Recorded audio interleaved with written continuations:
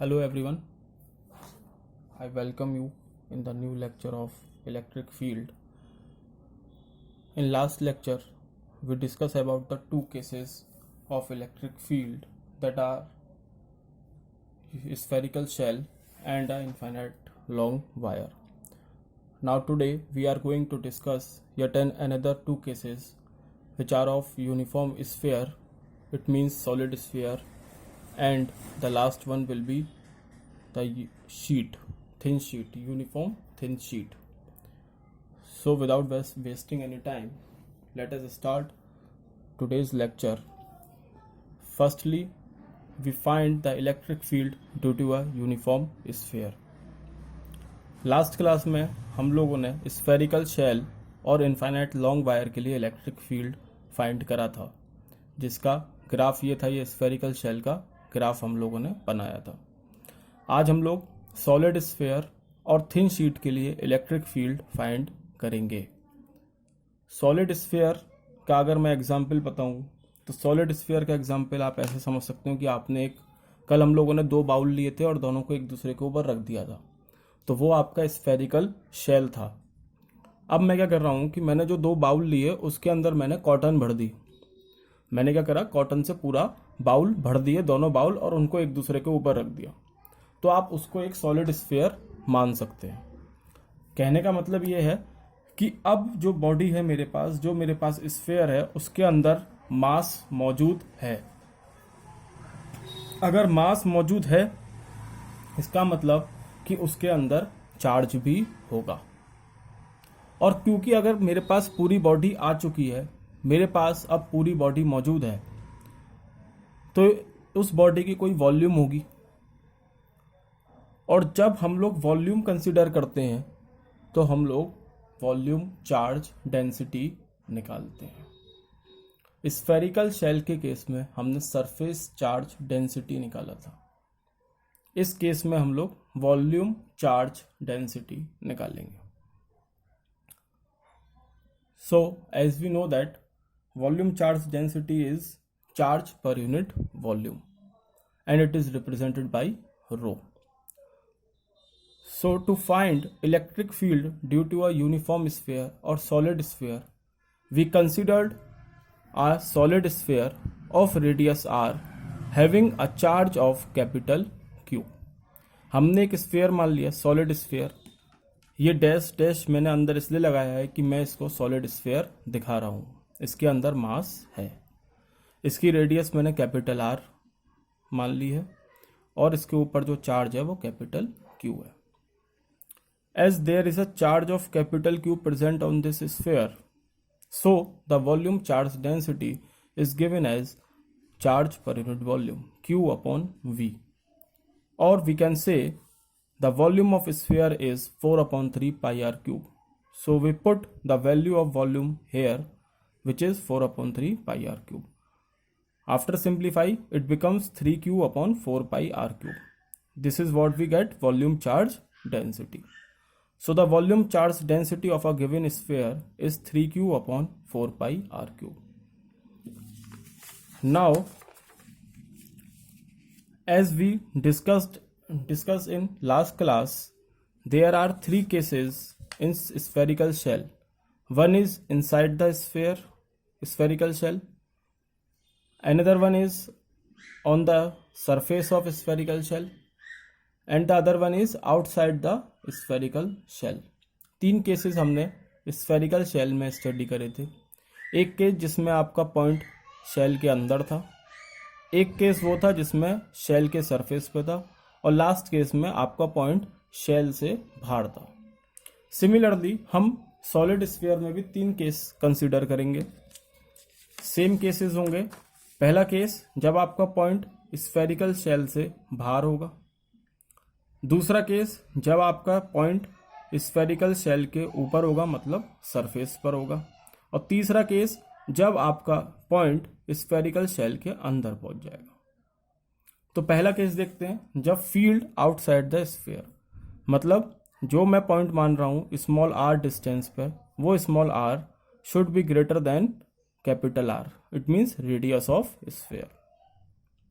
Now to find the flux we first considered a Gaussian surface.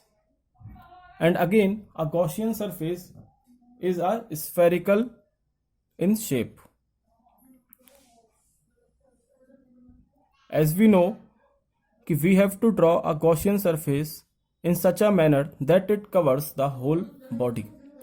हम लोग Gaussian surface इस तरीके से बनाना होता है कि पूरी बॉडी वो कवर कर ले. अब आपके पास एक स्फीयर है, आपको उसको कवर करना है तो उसके ऊपर आपको एक स्फीयर ही लगाना होगा. तो यहाँ पे भी आपका स्फेरिकल गॉसियन सरफेस बन जाएगा. अब आपको इसमें से फ्लक्स निकालना है. तो हम क्या करेंगे कि हमने फिर से यहाँ पर एक एरिया मान लिया, स्मॉल एरिया, जिसका एरिया वेक्टर कितना है, डी है, डी ए वेक्टर. तो हम लोग को मालूम है फ्लक्स क्या होता है, closed integral of E dot D A. Electric field और एरिया वेक्टर के बीच में कितना एंगल बन रहा है, यहाँ 0 डिग्री बन रहा है. तो इसका ये हो गया dot product E dot D A cos theta, और थीटा की वैल्यू यहाँ कितनी है, 0 है. थीटा कितना है यहाँ, 0 है. हमने यहाँ वैल्यू पुट कर दी. After solving this we get E into 4 pi R square.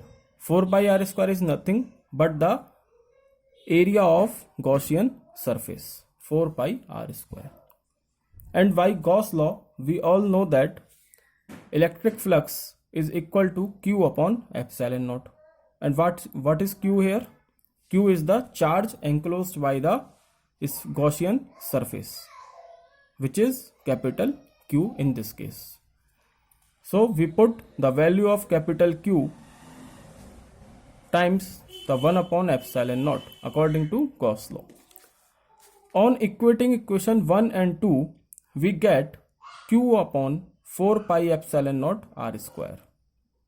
From this equation, we conclude that the electric field is very inversely of the square of the distance.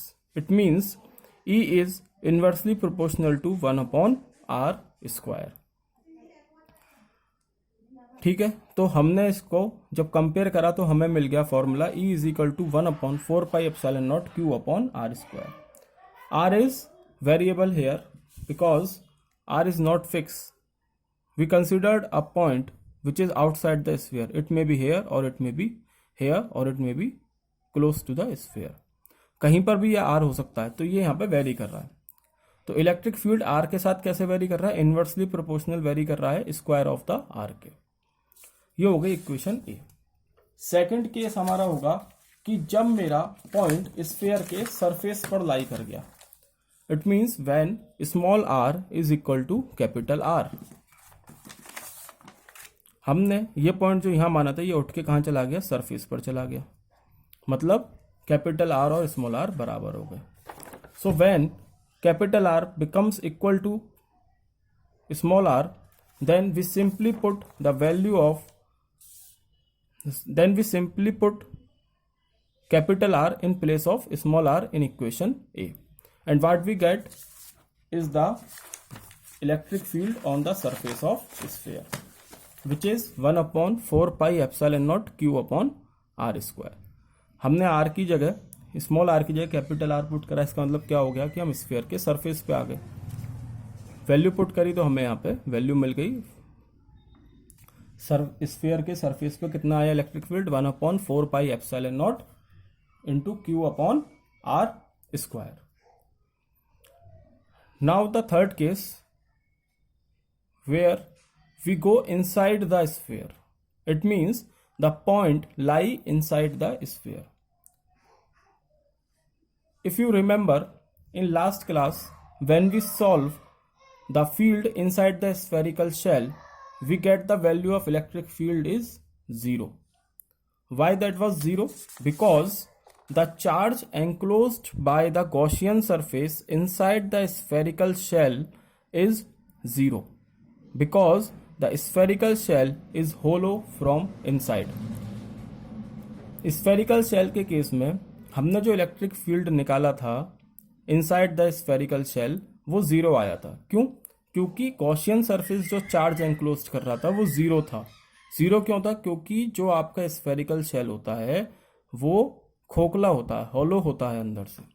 इसलिए वहां पर आपका जो इलेक्ट्रिक फील्ड आया था वो 0 आया था inside the spherical shell. But In the case of solid sphere, as I told you earlier, there is a mass and also there is a charge inside the surface या inside the sphere. क्योंकि यहाँ पे charge मौजूद है inside the sphere, तो मुझे यहाँ पर चार्ज निकालना पड़ेगा. क्योंकि जब मैं यहाँ गॉसियन सरफेस बना रहा हूँ अंदर, तो देखो मैं पूरी बॉडी नहीं कवर कर रहा हूँ, गॉसियन सरफेस बना रहा हूँ किसी आर पॉइंट पे. तो डेफिनेट सी बात है, क्योंकि इस बॉडी पे पूरी पे तो क्यू चार्ज मौजूद है, कैपिटल क्यू चार्ज मौजूद है, लेकिन मैं कितना चार्ज कवर कर पा रहा हूँ वो मैंने मान लिया Q dash.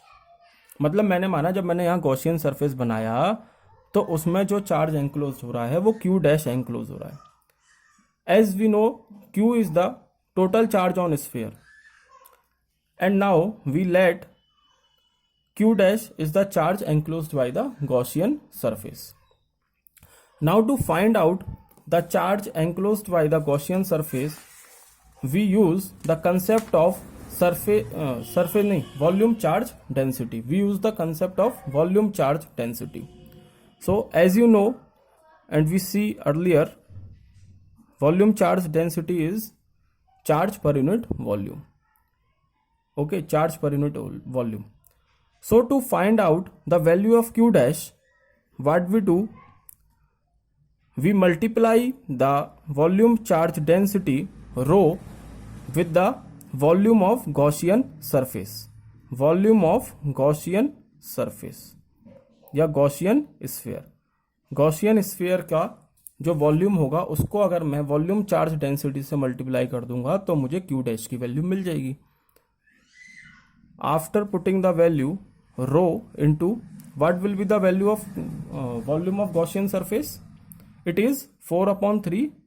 Since it is a sphere, so its volume is 4 upon 3 pi r cube. But here we do not use the capital R. We use small r, radius of Gaussian surface, and radius of Gaussian surface is small r. So the volume of Gaussian surface is 4 upon 3 pi r cube.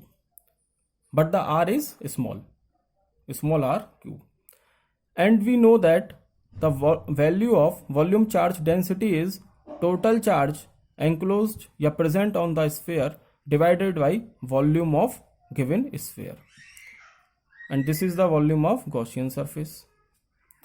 So we get the value of q dash is, now put the value of volume of sphere 4 upon 3 pi r cube. This is the volume of sphere, capital R, into 4 upon 3 pi r cube. After solving this, we get q dash is equal to q r cube divided by r cube. Capital R cube denominator में आएगा और multiply by r cube. What is this r, small r? This is the radius of Gaussian surface. Now in the next step we find the electric flux, and we know that the electric flux is the closed integral of E dot dA. As we solved earlier, in this case also we take out E outside the integral and put the value of area. And what is the area of this Gaussian surface? Again we use the small r, and this will be 4 pi r square, E into 4 pi r square. And similarly by Gauss law we also know that phi is equal to q dash upon epsilon naught. On equating equation 3 and 4, हमने जब equation 3 और 4 को equate करा तो हमें क्या मिला, E into 4 pi R square is equal to Q dash upon epsilon naught. On solving we get 1 upon 4 pi epsilon naught q dash upon r square. On putting the value of q dash in this equation, क्या आई थी हमारी q dash की value, q r cube divide by r cube.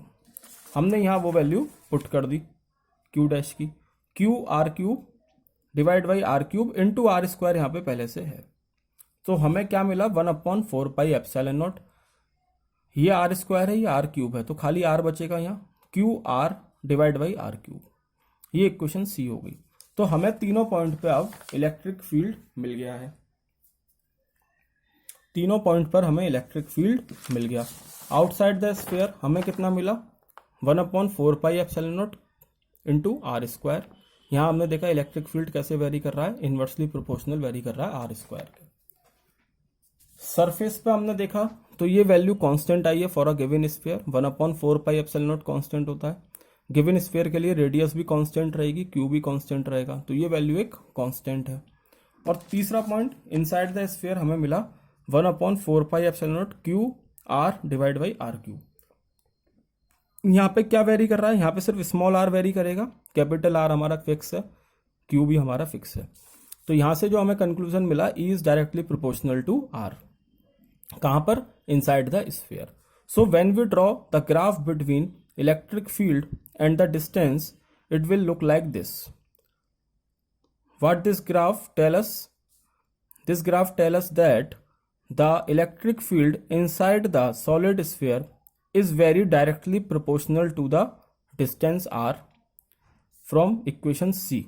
Equation C से हमें मिल रहा है E is directly proportional to r where it is inside the sphere. कहाँ तक, जब तक कि r मेरा r के बराबर नहीं हो जाएगा, मतलब जब तक मैं सॉलिड स्फीयर के सरफेस पे नहीं आ जाऊंगा। जब मैं स्फीयर के सरफेस पे आ गया तो एक मैक्सिमम वैल्यू मुझे मिली, वो कितनी थी, Q/4πε0 इंटू आर स्क्वायर, ये वाली थी, ये मिल गई मुझे यहाँ पर। और इस पॉइंट के बाद जैसे ही मैं स्फीयर के सरफेस से आगे बढ़ा, आउटसाइड गया, तो वो कैसे वेरी कर रहा है, इनवर्सली प्रोपोर्शनल वेरी कर रहा है आर स्क्वायर के। तो ग्राफ मेरा ऐसे बन गया। तो ये आपका हो गया ग्राफ किस चीज का, सॉलिड स्फीयर के लिए इलेक्ट्रिक फील्ड का variation. Okay, now going forward and there is a last case which is of thin non-conducting sheet. This is a case of thin non-conducting sheet where we again have to find electric field due to an infinite thin non-conducting sheet. तो इस case में अब हमें जो electric field निकालना है वो thin non conducting sheet के लिए निकालना है। अगर थिन नॉन कंडक्टिंग शीट की बात करें तो आप इसके लिए कंसीडर कर सकते हो अपना ये पेज थिन है और शीट है। अब इस शीट पे क्या है, समझो इसको, इस शीट पे क्या है, चार्ज है मौजूद। इस सरफेस पे भी चार्ज मौजूद है, इस वाले सरफेस पे शीट है तो दो सरफेस होंगे, एक ये वाला एक ये वाला, तो इस पे भी चार्ज मौजूद है और इस पे भी चार्ज मौजूद है। एक सरफेस मेरा ऊपर है ये, और एक सरफेस मेरा नीचे है ये वाला। तो मान लो इसके ऊपर पॉजिटिव चार्ज मौजूद है, there is a positive charge on the sheet. So for the charge present on the upper surface on this sheet, there is an electric field which is going outward to the surface of sheet. Positive charge मौजूद है तो इससे electric field निकलेगा, और किस direction में निकलेगा, outside the surface to normal to the surface, ऐसे, ठीक है, इस सरफेस से। इसी तरीके से मेरे इसके नीचे वाले सरफेस पे भी चार्ज मौजूद है और इससे भी इलेक्ट्रिक फील्ड निकलेगा और पॉजिटिव चार्ज ही मौजूद है, तो इससे कैसे निकलेगा, ऐसे। अब बात समझो, इस एक सरफेस मेरा अपर वाला है ये वाला, इससे इलेक्ट्रिक फील्ड ऐसे निकल रहा है, और एक नीचे वाला है ये वाला, इससे भी इलेक्ट्रिक फील्ड निकलेगा। इससे कैसे निकलेगा, नीचे की तरफ निकलेगा। नीचे की तरफ मतलब जैसे मान लो ये दो सरफेस हो गए, ठीक है, एक तो ये अपर वाला आ गया, ऐसे निकल रहा है, इससे ऐसे रखा है तो ऐसे दिखेगा मुझे।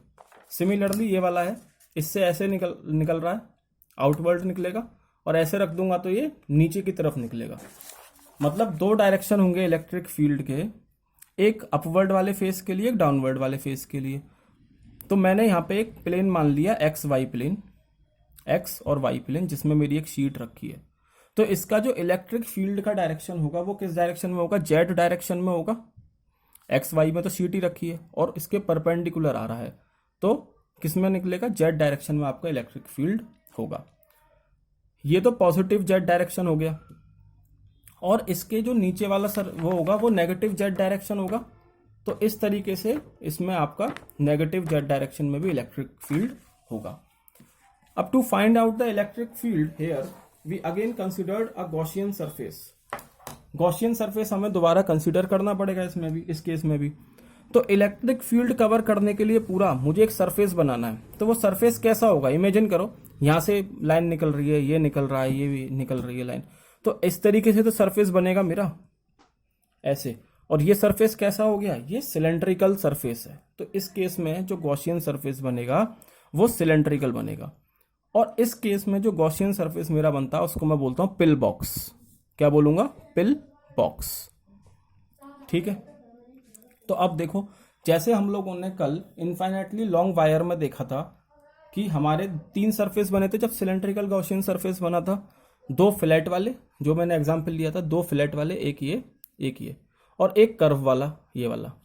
इसी तरीके से इसमें भी 3 सरफेस बनेंगे, पर इसमें जो सिलेंड्रिकल सरफेस बन रहा है वो खड़ा हुआ है इस तरीके से खड़ा हुआ है, क्योंकि इलेक्ट्रिक फील्ड कवर करा है। तो इलेक्ट्रिक फील्ड भी इसी डायरेक्शन में है और मेरा गॉसियन सरफेस भी ऐसे ही खड़ा हुआ है। तो इसके भी 2 सरफेस हैं, एक ये वाला हो गया फ्लैट सरफेस, एक नीचे वाला हो गया। 2 सरफेस तो ये हो गए, और तीसरा ये वाला हो गया कर्व सरफेस। तो इसके भी 3 सरफेस हैं, 2 फ्लैट और एक कर्व। तो ये मैंने सिलेंड्रिकल मान लिया। इस पे मैंने 3 सरफेस हैं, तो 3 जगह मुझे एरिया वेक्टर मानना पड़ेगा। एक मैंने ये मान लिया S1, एक मैंने ये वाला मान लिया S2, और तीसरा मैंने कर्व सरफेस पे मान लिया S3।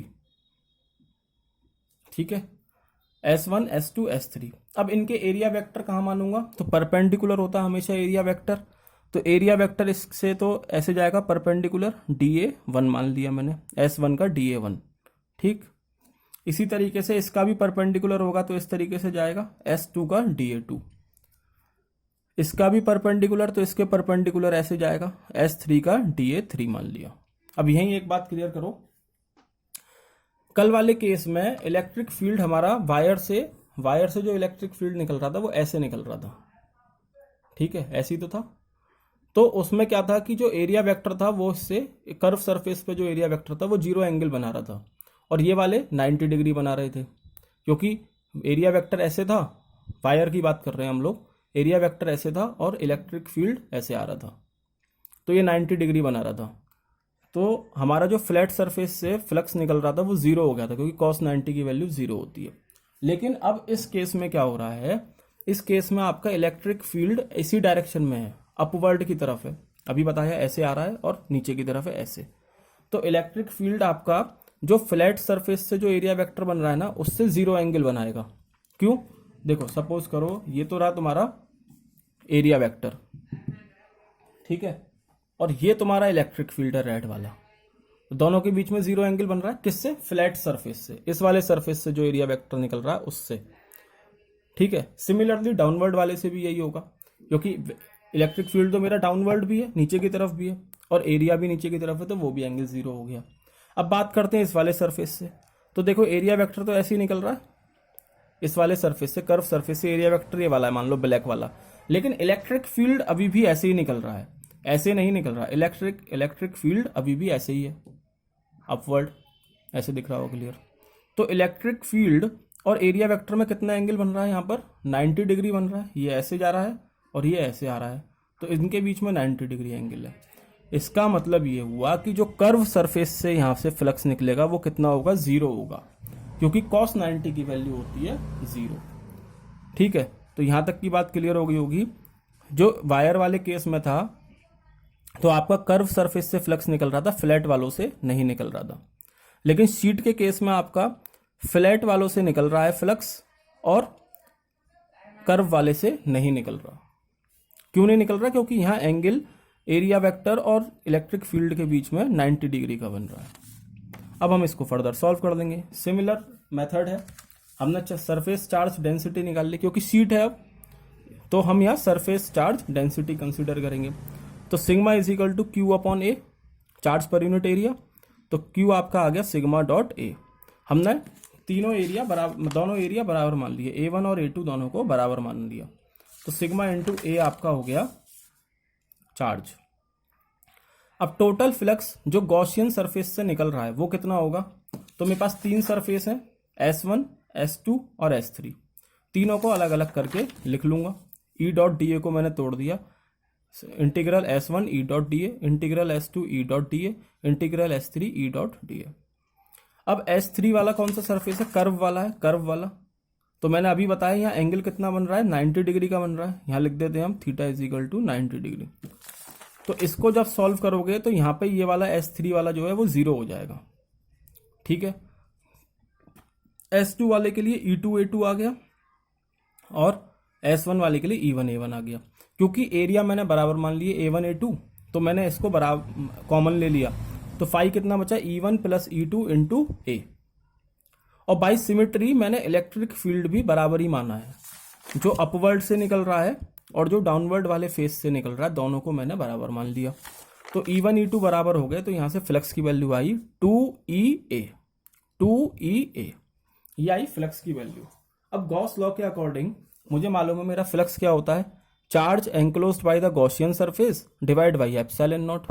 तो चार्ज कितना एंक्लोज्ड कर रखा है गॉसियन सरफेस ने? Q into sigma into A, Q is equal to sigma into A. पूरी इसकी सरफेस चार्ज डेंसिटी और इसका एरिया का मल्टीप्लाई कर दूंगा तो चार्ज एंक्लोज्ड आ जाएगा, sigma into A divide by epsilon not. Equation 1 और इक्वेशन 2 को जब मैंने इक्वेट करा तो मुझे क्या मिला? 2EA is equal to sigma A upon epsilon naught. इसको सॉल्व करोगे तो तुम्हारा इलेक्ट्रिक फील्ड आ गया sigma upon 2 epsilon naught, sigma upon 2 epsilon naught. ये इलेक्ट्रिक फील्ड आया due to a thin sheet. अब आपको देखो, ये आपका आया है मैग्नीट्यूड इलेक्ट्रिक फील्ड का, किसकी वजह से? थिन शीट की वजह से। लेकिन यहाँ पे ध्यान देने वाली बात यह है कि यहाँ पे इलेक्ट्रिक फील्ड भी ना 2 डायरेक्शन में है। जैसा कि मैंने स्टार्टिंग में बताया था कि अपर फेस से तो इस डायरेक्शन में आ रहा है ऊपर की तरफ, नीचे वाले फेस से नीचे की तरफ जा रहा है, ये नीचे वाला फेस और इस तरीके से नीचे की तरफ। तो यहाँ 2 डायरेक्शन है इलेक्ट्रिक फील्ड के पास, एक अपवर्ड वाला एक डाउनवर्ड वाला। तो मैंने अपवर्ड वाले डायरेक्शन को मान लिया पॉजिटिव, जो कि नॉर्मल नोटेशन होता ही है मेरा। तो अपवर्ड वाले को मैंने पॉजिटिव मान लिया, डाउनवर्ड वाले को मैंने नेगेटिव मान लिया। तो यहां पर अगर मैं वेक्टर फॉर्म में लिखूं तो यहां क्या लिखूंगा? Sigma upon 2 epsilon not. और क्योंकि जेड डायरेक्शन में आ रहा है तो मैंने के कैप लगा दिया, और पॉजिटिव है तो इसका मतलब क्या होगा कि जेड मेरा 0 से बड़ा होगा, मतलब अपवर्ड डायरेक्शन हो गया।